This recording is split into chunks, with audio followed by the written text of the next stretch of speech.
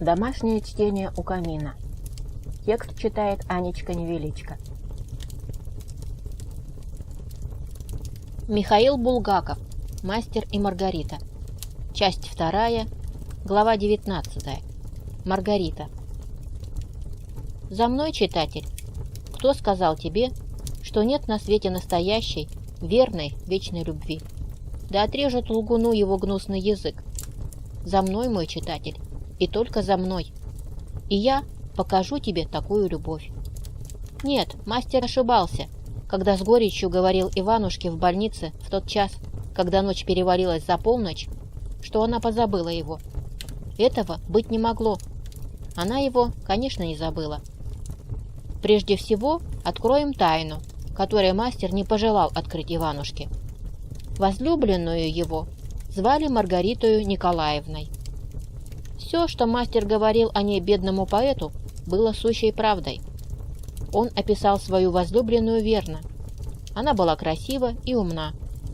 К этому надо добавить еще одно.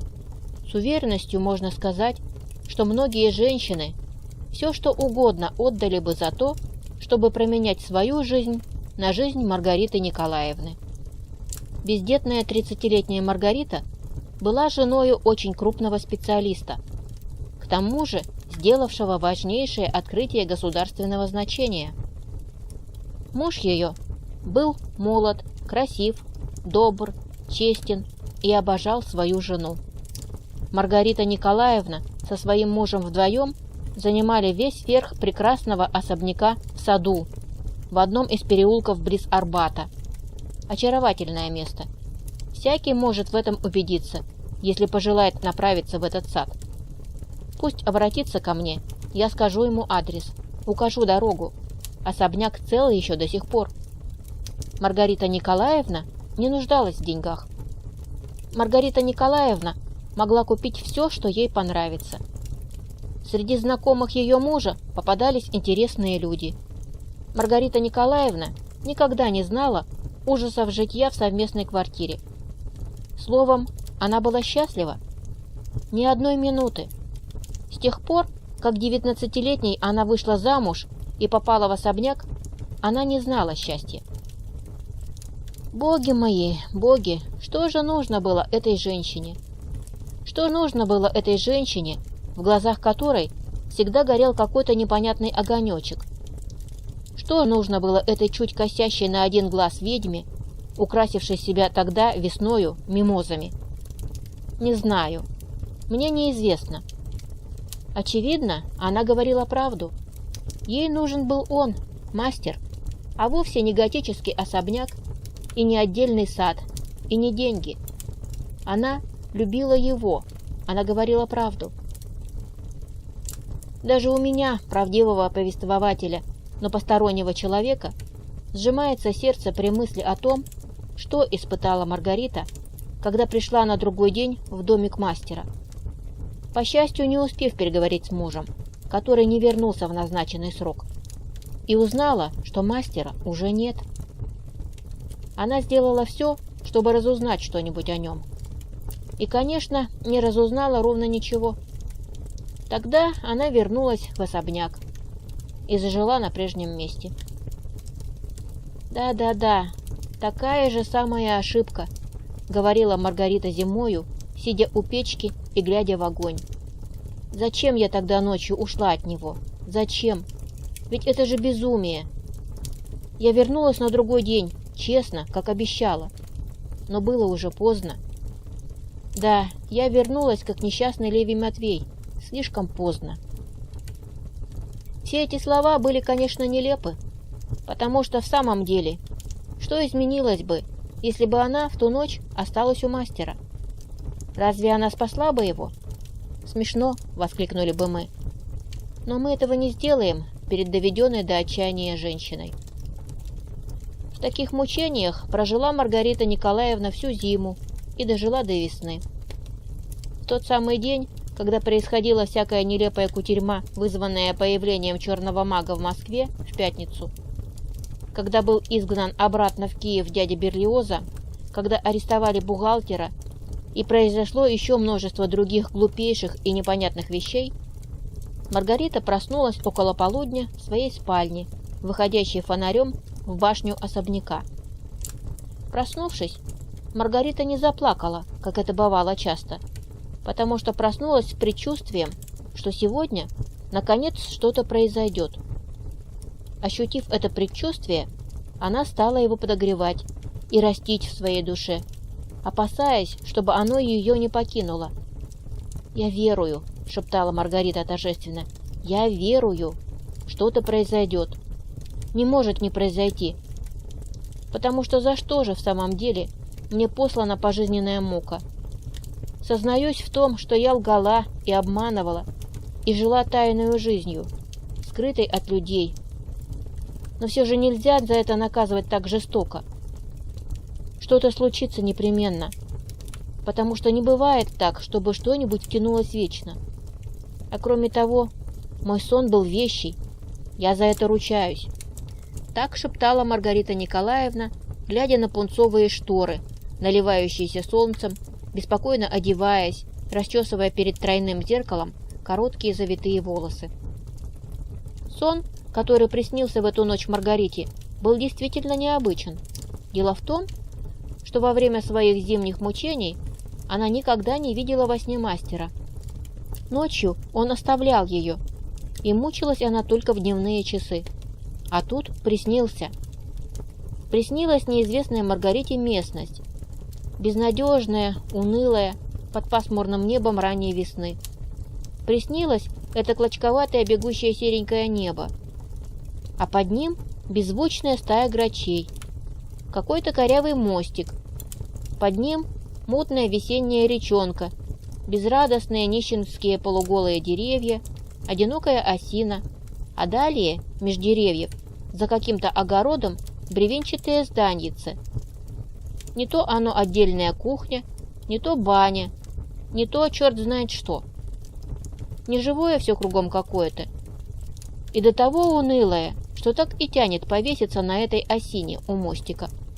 Ни дуновения ветерка, ни шевеления облака и ни живой души. Вот адское место для живого человека. И вот, вообразите, распахивается дверь этого бревенчатого здания, и появляется он. Довольно далеко, но он отчетливо виден. Оборван он, не разберешь, во что одет. Волосы всклокочены, не брит, глаза больные, встревоженные. Манит ее рукой, зовет. Захлебываясь в неживом воздухе, Маргарита по кочкам побежала к нему и в это время проснулась. Сон этот может означать только одно из двух, рассуждала сама с собой Маргарита Николаевна. Если он мертв и поманил меня, то это значит, что он приходил за мною, и я скоро умру.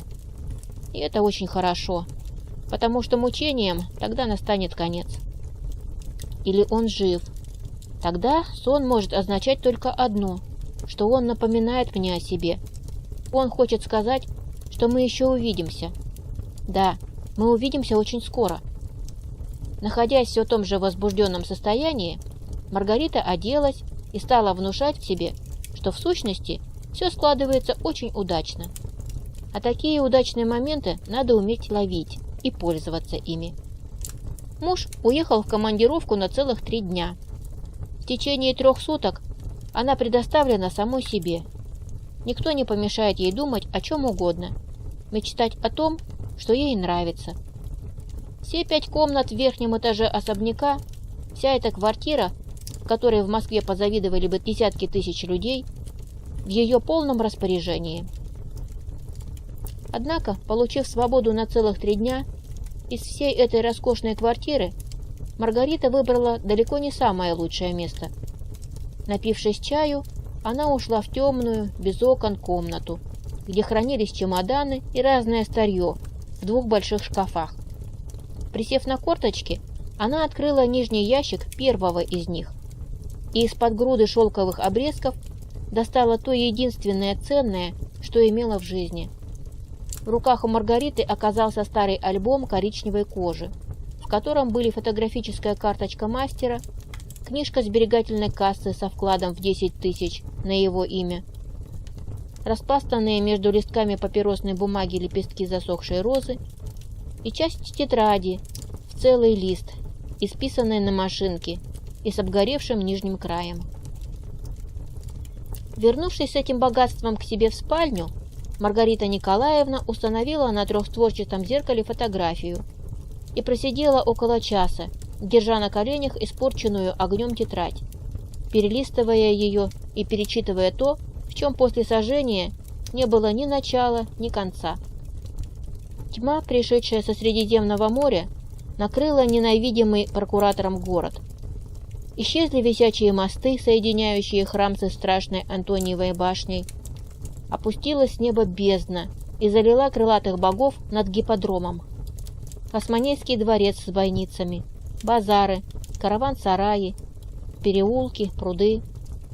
Пропал Ир-Шалаим, великий город, как будто не существовал на свете. Маргарите хотелось читать дальше, но дальше ничего не было, кроме неровной угольной бахромы.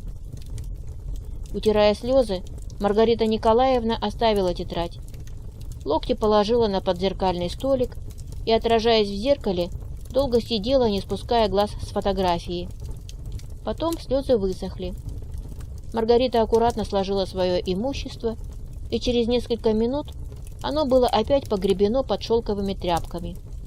И со звоном в темной комнате закрылся замок. Маргарита Николаевна надевала в переднее пальто, чтобы идти гулять. Красавица Наташа, ее домработница, осведомилась о том, что сделать на второе, и, получив ответ, что это безразлично, чтобы развлечь самое себя, вступила со своей хозяйкой в разговор и стала рассказывать бог знает что, вроде того, что вчера в театре фокусник такие фокусы показывал, что все ахнули.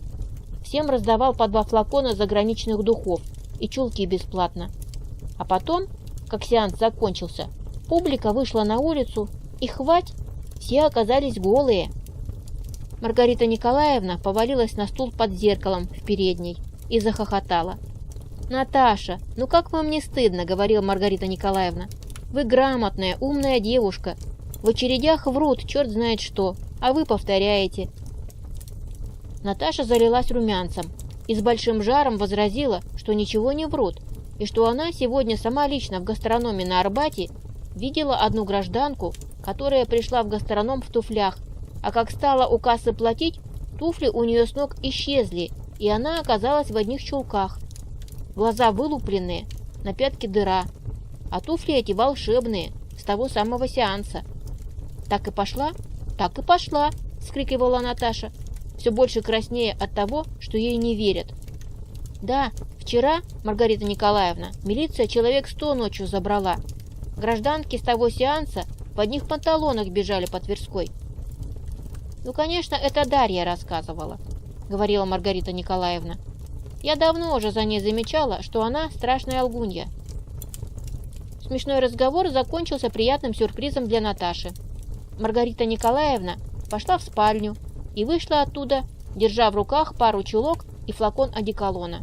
Сказав Наташе, что она тоже хочет показать фокус, Маргарита Николаевна подарила ей и чулки, и склянку, и сказала, что просит ее только об одном – не бегать в одних чулках по Тверской и не слушать Дарью. Расцеловавшись, хозяйка и домработница расстались. Откинувшись на удобную мягкую спинку кресла в троллейбусе, Маргарита Николаевна ехала по Арбату. И то думала о своем, то прислушалась к тому, о чем шепчутся 2 граждан, сидящих впереди нее, а те, изредка оборачиваясь с опаской, не слышит ли кто, перешептывались о какой-то ерунде. Здоровенный, мясистый, с бойкими свиными глазками, сидевший у окна, тихо говорил маленькому своему соседу о том, что пришлось закрыть гроб черным покрывалом. «Да не может быть!» – поражаясь, шептал маленький.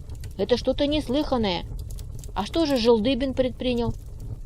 Среди ровного гудения троллейбуса слышались слова от окошка. «Уголовный розыск! Скандал! Ну прямо мистика!» Из этих отрывочных кусочков Маргарита Николаевна кое-как составила что-то связное. Граждане шептались о том, что у какого-то покойника, а какого они не называли, сегодня утром из гроба украли голову. Вот из-за этого этот Жилдыбин так и волнуется теперь. Все эти, что шепчутся в троллейбусе, тоже имеют какое-то отношение к обокраденному покойнику.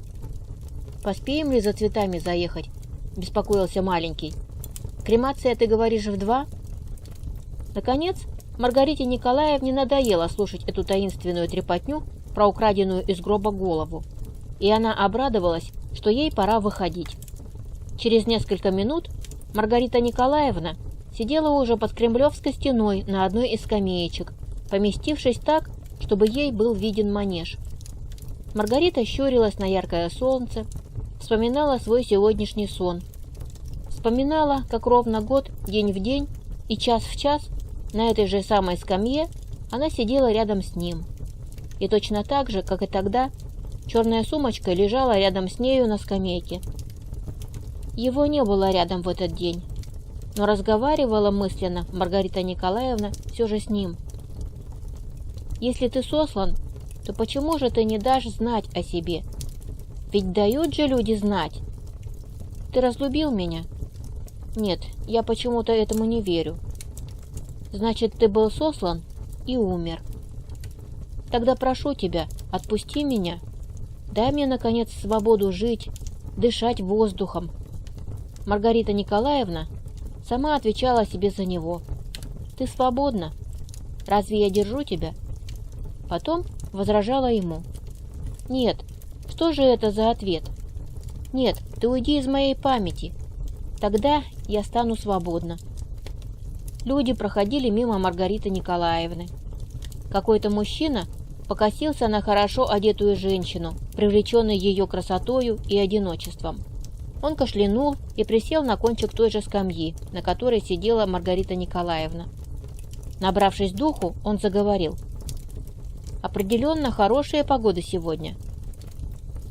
Но Маргарита так мрачно поглядела на него, что он поднялся и ушел. «Вот и пример», — мысленно говорила Маргарита тому, кто владел ею. «Почему, собственно, я прогнала этого мужчину? Мне скучно. А в этом ловеласе нет ничего дурного. Разве только это глупое слово «определенно». Почему я сижу, как сова, под стеной одна? Почему я выключена из жизни?» Она совсем запечалилась и понурилась. Но тут вдруг та самая утренняя волна ожидания и возбуждения толкнула ее в грудь. Да, случится. Волна толкнула ее вторично. И тут она поняла, что это волна звуковая. Сквозь шум города все отчетливее слышались приближающиеся удары барабана и звуки немного фальшивящих труб. Первым показался шагом идущий мимо решетки сада конный милиционер, а за ним 3 пеших. Затем медленно едущий грузовик с музыкантами. Далее медленно двигающаяся похоронная новенькая открытая машина. На ней гроб, весь в венках, а по углам площадки 4 стоящих человека, 3 мужчин, 1 женщина. Даже на расстоянии Маргарита разглядела, что лица стоящих в похоронной машине людей, сопровождающих покойников в последний путь, какие-то странно растерянные. В особенности это было заметно в отношении гражданки, стоявшей в левом заднем углу автодрог. Толстые щеки этой гражданки как будто изнутри распирало еще больше какой-то пикантной тайной. В заплывших глазках играли двусмысленные огоньки. Казалось, что вот-вот еще немного, и гражданка, не вытерпев, подмигнет на покойника и скажет: «Видали вы что-нибудь подобное? Прямо мистика». Столь же растерянные лица были и у пеших провожающих, которые в количестве человек 300 примерно медленно шли за похоронной машиной. Маргарита провожала глазами шествие, прислушиваясь к тому, как затихает вдали унылый турецкий барабан, выдававший одно и то же «бумс, бумс, бумс», и думала, какие странные похороны. И какая тоска от этого бумса. Ах, право, дьяволу бы я заложила душу, только бы узнать, жив он или нет. Интересно знать, кого это хоронит с такими удивительными лицами. Берлиоза Михаила Александровича», — послышался рядом несколько носовой мужской голос. «Председателя Массолита». Удивленная Маргарита Николаевна повернулась и увидела на своей скамейке гражданина, который, очевидно, бесшумно подсел в то время, когда Маргарита загляделась на процессию и, надо полагать, в рассеянности вслух задала свой последний вопрос. Процессия тем временем стала приостанавливаться, вероятно, задерживаемая впереди светофорами. «Да», — продолжал неизвестный гражданин, — «удивительное у них настроение. Везут покойника, а думают только о том, куда девалась его голова». «Какая голова?» — спросила Маргарита, вглядываясь в неожиданного соседа. Сосед этот оказался маленького роста, пламенно-рыжий, с клыком, в крахмальном белье, в полосатом добротном костюме, в лакированных туфлях и с котелком на голове. Галстук был яркий. Удивительно было то, что из кармашка, где обычно мужчины носят платочек или самопишущее перо, у этого гражданина торчала обглоданная куриная кость.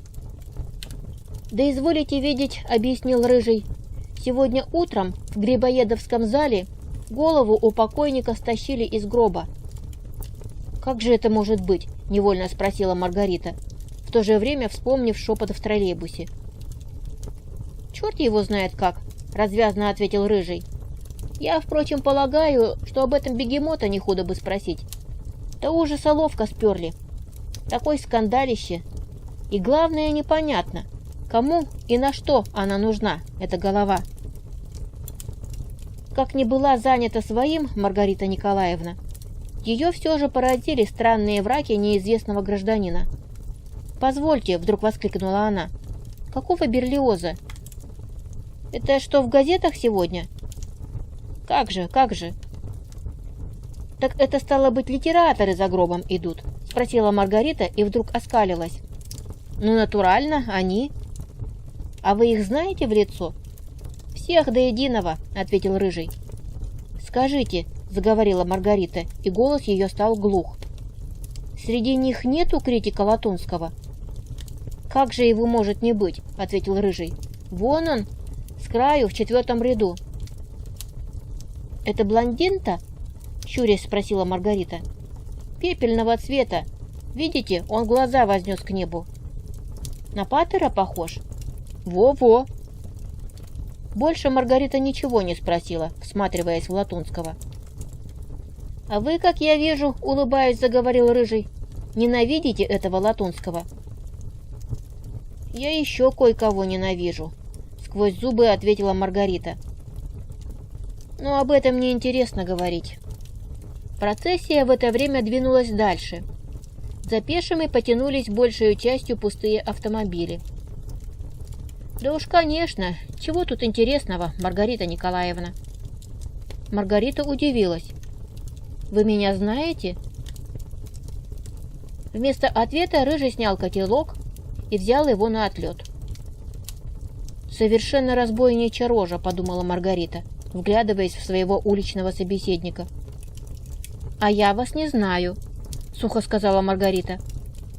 «Откуда же вам меня знать? А между тем я к вам послан по дельцу». Маргарита побледнела и отшатнулась. «С этого прямо и нужно было начинать», — заговорила она, — «а не молоть черт знает что прорезанную голову. Вы меня хотите арестовать?»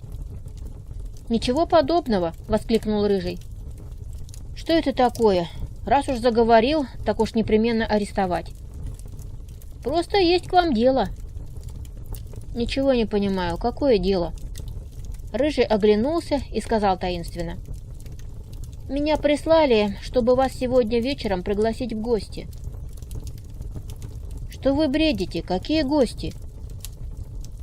«К одному очень знатному иностранцу», — значительно сказал Рыжий, прищурив глаз. Маргарита очень разгневалась. «Новая порода появилась. Уличный сводник», — поднимаясь, чтобы уходить, сказала она. «Вот спасибо за такие поручения», — обидевшись, воскликнул Рыжий и проворчал в спину уходящей Маргарите. «Дура!» «Мерзавец!» — отозвалась та, оборачиваясь, и тут же услышала за собой голос Рыжего. Тьма, пришедшая со Средиземного моря, накрыла ненавидимый прокуратором город. Исчезли висячие мосты, соединяющие храм со страшной Антониевой башней. Пропал Ершалаим, великий город, как будто не существовал на свете. Так пропадите же вы пропадом с вашей обгоревшей тетрадкой и сушеной розой. Сидите здесь на скамейке одна и умоляйте его, чтобы он отпустил вас на свободу, дал дышать воздухом, ушел бы из памяти. Побелев лицом, Маргарита вернулась к скамейке. Рыжий глядел на нее, прищурившись. «Я ничего не понимаю», — тихо заговорила Маргарита Николаевна. «Про листки еще можно узнать. Проникнуть, подсмотреть. Наташа Подкуплена, да? Но как вы могли узнать мои мысли?» Она страдальчески сморщилась и добавила. «Скажите мне, кто вы такой? Из какого вы учреждения?» «Вот скука-то», — проворчал Рыжий и заговорил громче. «Простите, ведь я сказал вам, что ни из какого я не из учреждения. Сядьте, пожалуйста». Маргарита беспрекословно повиновалась, но все-таки, садясь, спросила еще раз. «Кто вы такой?» «Ну хорошо, зовут меня Азазелла, но ведь все равно вам это ничего не говорит». «А вы мне не скажете, откуда вы узнали про листки и про мои мысли?» «Не скажу», — сухо ответил Азазелла. «Но вы что-нибудь знаете о нем?» — моляще шепнула Маргарита. «Ну, скажем, знаю». «Молю, скажите только одно. Он жив? Не мучьте». «Ну, жив, жив», — неохотно отозвался Азазелла. «Боже!» «Пожалуйста, без волнений и вскрикиваний», — нахмурясь сказал Азазелла. «Простите, простите», — бормотала покорная теперь Маргарита. «Я, конечно, рассердилась на вас. Но согласитесь, когда на улице приглашают женщину куда-то в гости, у меня нет предрассудков, я вас уверяю». Маргарита невесело усмехнулась. «Но я никогда не вижу никаких иностранцев. Общаться с ними у меня нет никакой охоты. И кроме того, мой муж... Моя драма в том, что я живу с тем, кого я не люблю, но портить ему жизнь считаю делом недостойным. Я от него ничего не видела, кроме добра». Азазелла с видимой скукой выслушал эту бессвязную речь и сказал сурово. «Попрошу вас минутку помолчать». Маргарита покорно замолчала. «Я приглашаю вас к иностранцу, совершенно безопасному. И ни одна душа не будет знать об этом посещении. Вот уж за это я вам ручаюсь». «А зачем я ему понадобилась?» — вкратчиво спросила Маргарита. «Вы об этом узнаете позже». «Понимаю, я должна ему отдаться», — сказала Маргарита задумчиво. На это Азазелла как-то надменно хмыкнул и ответил так. «Любая женщина в мире, могу вас уверить, мечтала бы об этом». Рожу Азазелла перекосила смешком. «Но я разочарую вас, этого не будет». «Что за иностранец такой?» — в смятении воскликнула Маргарита так громко, что на нее обернулись проходившие мимо скамейки. «И какой мне интерес идти к нему?» Азазелла наклонился к ней и шепнул многозначительно. «Ну, интерес-то очень большой. Вы воспользуетесь случаем». «Что?» — воскликнула Маргарита, и глаза ее округлились. «Если я вас правильно понимаю, вы намекаете на то, что я там могу узнать о нем?» Азазелла молча кивнул головой. «Еду!» — силой воскликнула Маргарита и ухватила Азазелла за руку. «Еду куда угодно!» Азазелла, облегченно отдуваясь, откинулся на спинку скамейки, закрыв спиной крупно вырезанное на ней слово «Нюра», и заговорил иронически. «Трудный народ эти женщины». Он засунул руки в карманы и далеко вперед вытянул ноги. «Зачем, например, меня послали по этому делу? Пусть бы ездил бегемот. Он обаятельный». Маргарита заговорила, криво и жалко улыбаясь. «Перестаньте вы меня мистифицировать и мучить вашими загадками. Я ведь человек несчастный, и вы пользуетесь этим. Лезу я в какую-то странную историю, но клянусь, только из-за того, что вы поманили меня словами о нем. У меня кружится голова от этих неприятностей». Без драм, гримасничая, отозвался Азазелло. «В мое положение тоже нужно входить. Надавать администратору по морде, или выставить дядю из дому, или подстрелить кого-нибудь, или какой-нибудь еще пустяк в этом роде. Это моя прямая специальность. Но разговаривать с влюбленными женщинами — слуга покорный. Ведь я вас полчаса уже уламываю. Так едете?» «Еду», — просто ответила Маргарита Николаевна. «Тогда потрудитесь получить», — сказал Азазелло. И, вынув из кармана круглую золотую коробочку, протянул ее Маргарите со словами: «Да прячьте же, а то прохожие смотрят». «Она вам пригодится, Маргарита Николаевна. Вы порядочно постарели от горя за последние полгода». Маргарита вспыхнула, но ничего не ответила. А Азазелло продолжал: «Сегодня вечером, ровно в 9:30, потрудитесь, раздевшись до нога, натереть этой мазью лицо и все тело. Дальше делайте, что хотите, но не отходите от телефона. В 10 я вам позвоню, и все, что нужно, скажу. Вам ни о чем не придется заботиться. Вас доставят куда нужно, и вам не причинят никакого беспокойства. Понятно?» Маргарита помолчала, потом ответила: «Понятно. Эта вещь из чистого золота, видно по тяжести. Ну что же, я прекрасно понимаю, что меня подкупают и тянут в какую-то темную историю, за которую я очень поплачусь». «Что же это такое?» — почти зашипел Азазелло. «Вы опять?» «Нет, погодите. Отдайте обратно помаду». Маргарита крепче сжала в руке коробочку и продолжала: «Нет, погодите. Я знаю, на что иду. Но иду на все из-за него. Потому что ни на что в мире больше надежды у меня нет. Но я хочу вам сказать, что если вы меня погубите, вам будет стыдно. Да, стыдно. Я погибаю из-за любви». И, стукнув себя в грудь, Маргарита глянула на солнце.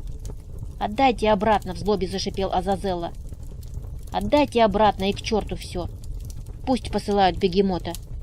«О нет!» — воскликнула Маргарита, поражая проходящих. «Согласна на все. Согласна проделать эту комедию с натиранием мазью. Согласна идти к черту на кулички. Не отдам». «Ба!» — вдруг заорал Азазелло и, выпучив глаза на решетку сада, стал указывать куда-то пальцем. Маргарита повернулась туда, куда указывал Азазелло, но ничего особенного там не обнаружила. Тогда она обернулась к Азазелло, желая получить объяснение этому нелепому «ба». Но давать это объяснение было некому. Таинственный собеседник Маргариты Николаевны исчез. Маргарита быстро сунула руку в сумочку, куда перед этим криком спрятала коробочку, и убедилась, что она там. Тогда, ни о чем не размышляя, Маргарита торопливо побежала из Александровского сада вон.